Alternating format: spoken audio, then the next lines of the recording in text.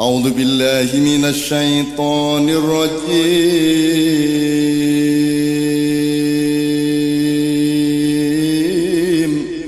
Satu orang dibunuh, kita semua berpikir, semua golongan yang sama berpikir, iki nek aku gak mateni aku dipateni. Ngono lho Dek carane Dek. Jadi saya nggak membela siapa-siapa, tapi tolong dipelajari. Sebab saya hidup di masa itu dan saya membawa pedang tiap malam. Karena ayah saya juga mau dibunuh dan saya apalagi. Sebab saya hidup di masa itu dan saya membawa pedang tiap malam. Karena ayah saya juga mau dibunuh dan saya apalagi. Kan saya M. Harun Najib.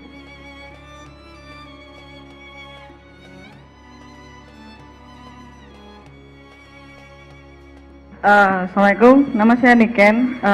Saya akan mengajukan pertanyaan yang sama.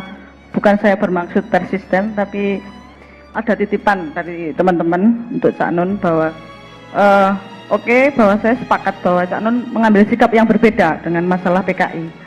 Yang kami sebut, beberapa teman menyebutnya bahwa kita terlalu trauma, dibentuk trauma dengan PKI. Artinya bahwa kami menginginkan misalkan yang korban PKI 48, PKI 65, baik korban atau yang dikorbankan seharusnya mendapatkan porsi hukum yang cukup dan keadilan yang cukup. Itu menurut saya, menurut beberapa teman juga. Jadi saya pikir saya datang ke sini walaupun mungkin nantinya berbeda dengan Cak Nun, ya pasti akan istiqomah dengan perjuangan itu, bahwa yang menjadi trauma adalah menjadi pelajaran dan bukan menjadi ketakutan, karena bangsa ini terlalu besar kalau hanya takut dengan komunis, karena bangsa ini punya Tuhan. Terima kasih. Terus Mbak yang PKI ya, saya mengerti perasaan Anda. Saya juga tidak ada masalah. Aku gak ada masalah KTP PKI, aku yo gak ero. Aku yo gak ero PKI tak gak ero. Aku kon iku ngaku PKI gurung karuan PKI, kon ngaku muslim anggitmu muslim temen tapi gak ero sing ero Gusti Allah. Wong PKI ku ndek desa terus yo gak ngerti PKI ku apa meneh BTI pemuda arek gak ero arek-arek iku yo kan. Ya melok jadi korban. Cuman aku takon mbok disinaoni sejarah padha. Disinaoni sejarah. Misalnya 48 sing nggarai sapa? Sing mateni dhisik sapa? Yang bunuh dulu itu siapa? 65 yang bunuh duluan siapa? Sekarang kalau enggak percaya, dah Persebaya 46 ya. Bro 37 27 Oke 27 ya. Persebaya 27. Saya itu suka sekali menguji orang dengan pura-pura keliru.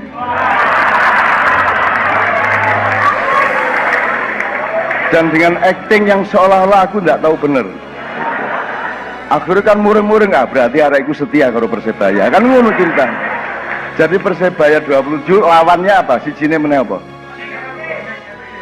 Oke. Utawa ngene wis dua kampung, aku sebutin dua kampung bersebelahan, kayak gini. Peneleh karo ndi wis? Undaan. Ana wong undaan dipateni. Situ. Muring-muring wong sak undaan dipateni karo wong peneleh. Terus wong undaan bareng-bareng bales nyerbu sing undaan nang matek situ, ketika nyerbu matek meneh telu dadi papat, tapi sing wong peneleh matek 30. Secara hukum sing salah sapa? Semua salah. Tapi secara moral siapa yang salah? Jadi tolong didelok sapa sing ngaiti piye. Kalau Anda sudah satu orang dibunuh, kita semua berpikir, semua golongan yang sama berpikir, iki nek aku gak mateni aku dipateni. Ngono lho Dek carane Dek. Jadi saya nggak membela siapa-siapa, tapi tolong dipelajari. Sebab saya hidup di masa itu dan saya membawa pedang tiap malam. Karena ayah saya juga mau dibunuh dan saya apalagi. Kan saya M. Harun Najib. Tapi waktu itu ya gurung rek, ngono percaya kon niku. Waktu itu jenengku Cek Muhammad Ainun Najib, cuman supaya orang supaya nggak ketok nek Islam nemen ya toh, tak samarkan menjadi MH gitu. Saiki mulai aku sing sial dhewe dadi selamat datang Kiai Haji MH Ainun Nasib gak cocok. Nek Kiai Haji Muhammad Ainun Nasib ngono to. Jadi saiki wis gak iso tak rubah wis kadung. Jadi oke Mas, saya setuju. Apakah selama ini turunan PKI dibunuhin? Enggak toh? Diterima nggak sebagai bangsa Indonesia? Diterima, bisa kerja. Bahkan bisa menjadi staf presiden loh. Bisa loh menjadi staf presiden loh. Tingkatnya tinggi loh di bawah presiden loh. Bisa kok, nggak ada masalah kok. Nah sekarang kalau kamu menuntut ganti rugi kepada korban PKI, terus yang orang Islam korban nuntut nggak?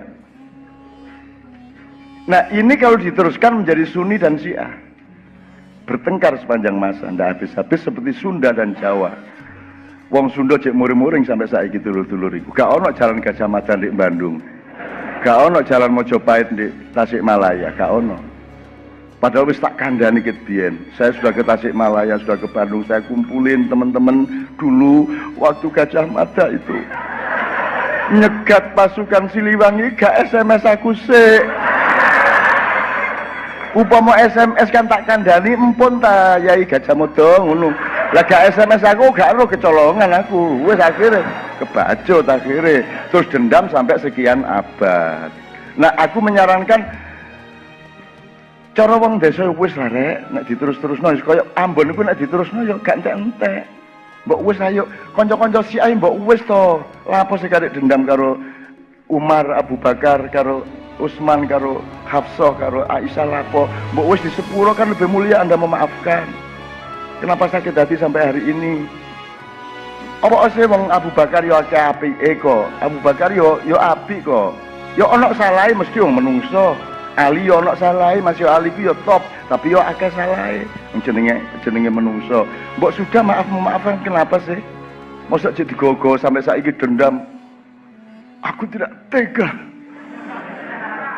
Dipenggal kepalanya. Iya. Ancane iya. Tapi aja diterus-terus nopo sampai 10 abad dendame ya mbok aja ngono po. Dan enggak usah menerakakan orang yang kamu dendami toh. Itu ya. Nah, termasuk PKI, kalau Anda gini, kalau bermaaf-maafan kan bagus. Tapi jangan nuntut minta maaf gitu loh. Wong kita juga, yang lain juga ndak nuntut Anda minta maaf kok. Nek bermaaf-maafan, aku dengan senang hati. Sopo ae wong aku dipateni wong tak sepuro, langsung tak sepuro.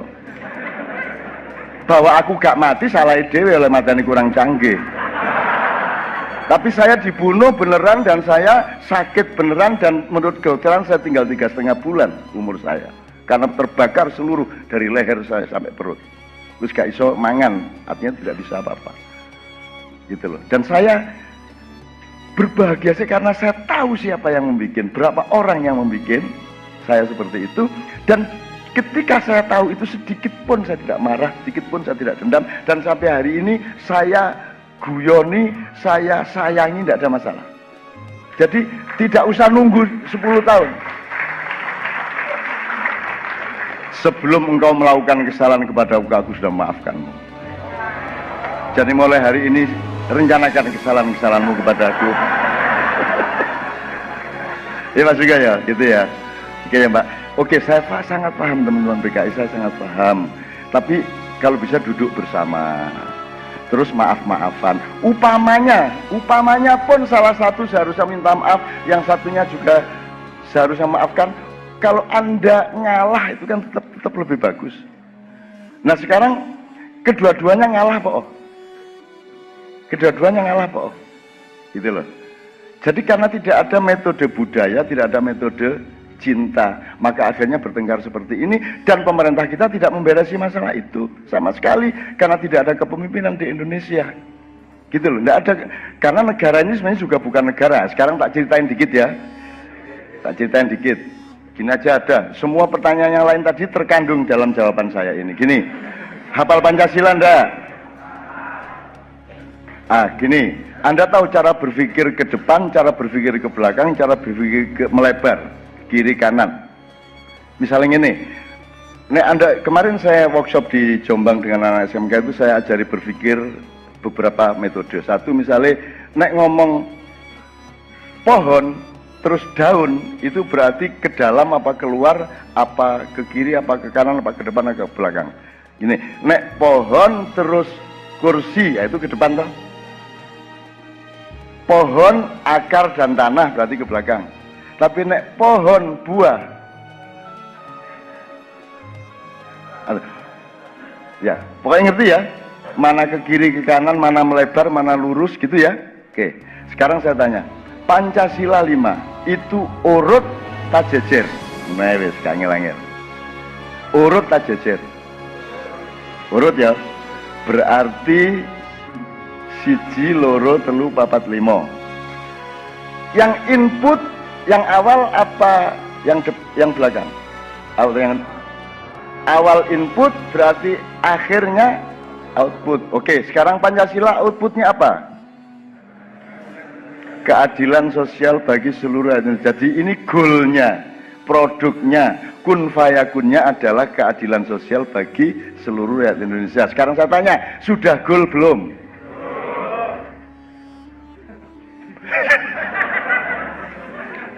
Diguyu karo Madura. Sudah goal belum?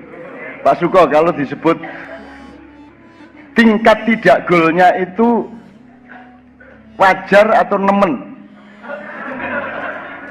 Kalau yang mengatakan nemen saya kira fitnah, yang betul sangat nemen. Oke, kalau kita transfer ke angka, berarti tidak golnya keadilan sosial sila kelima itu pada tingkat 0 atau minus? Oke, berarti nek standar 0. Menurut gak gol. Iki gak gol, iki minus iki. Gitu ya, wong kudune gol gak gol. Gitu. Minus iki kira-kira 3, 4, 5, 4. Ya, oke, 4. Kalau kita pakai jenjang 5 sila, berarti 4. Oke. Kalau tidak gol berarti yang salah kalau tidak strikernya, operan dari gelandangnya tidak terjadi, atau pemain belakangnya tidak mampu sehingga tidak ada akselerasi bola ke depan kan gitu. Jadi kalau sila 5 tidak tercapai, berarti ada yang salah dengan sila keempat. Benar nggak? Apa sila keempat? Kerakyatan yang dipimpin oleh nganggo iku cek nganggo mikrofon lagi. Kon kok mangap-mangap ternyata lah aku lah baru nek kon apal. Kerakyatan yang dipimpin oleh hikmat kebijaksanaan dalam permusyawaratan perwakilan. Oh, tepuk tangan. Betul. Oke. Gini, sekarang kita belok dikit ke kiri atau ke kanan dikit sekedar untuk memahami lebih jelas dengan jarak dari sila keempat. Kalau Anda memahami negara, itu tergambarkan oleh sila yang mana? Mikrofon. Ini saya lebih jelas. Kalau ketuhanan yang Maha Esa itu mengasosiasikan negara apa tidak? Tidak. Nomor 2, kemanusiaan adil dan beradab negara apa bukan? Atau belum? Belum. Masih cair kan? Masih cair. Negara kan ada bangunannya yang padat. Nomor 3, Persatuan Indonesia sudah negara belum? Hampir. Meh negara. Meh negara. Soalnya wis bersatu. Ya. Nah, jadi dari 5 sila itu yang negara adalah kerakyatan yang dipimpin oleh hikmat itu. Yang keempat. Jadi keempat itu adalah ajaran tentang negara. Karena apa? Karena ada rakyat, ada permusyawaratan, ada perwakilan.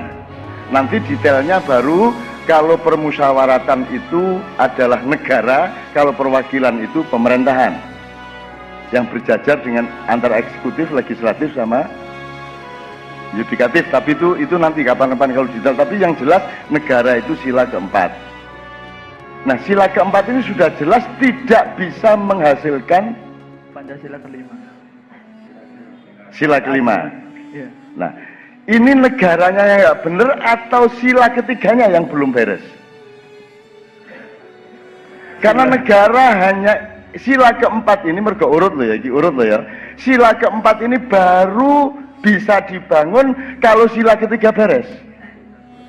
Apa sila ketiga? Persatuan. Aku saiki takon, delok niki. Ono tagak persatuan. Dereng wonten. Dereng wonten. Lah kok nggak negara? Lo kan syarat terakhir ada 3 syarat toh. Sila pertama, sila kedua, sila ketiga. Nah iki dipenuhi baru nggak negara.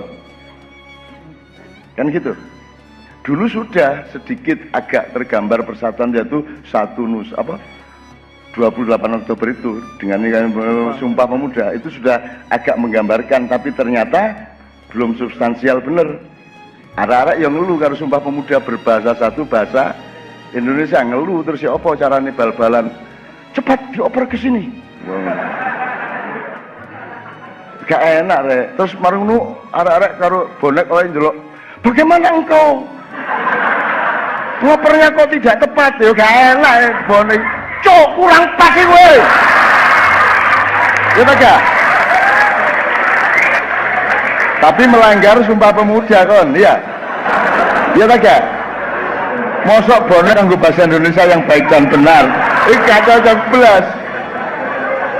Kon pas ngerusak warung. Ono situ loro ya. Koncone akeh.